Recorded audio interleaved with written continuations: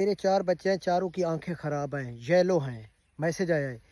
بھائی صاحب۔ اس کا علاج پہلے میں بتا دوں، اگر آپ نے گھر میں کبوتر پال کے رکھے ہیں، اسی گھر میں بچے بھی اسی گھر میں رہتے ہیں اور چھوٹا سا گھر ہے،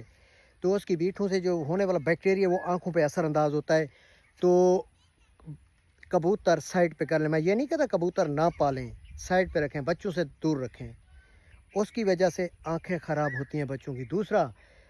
آپ خالص شہد لے لیں، چھوٹا شہد،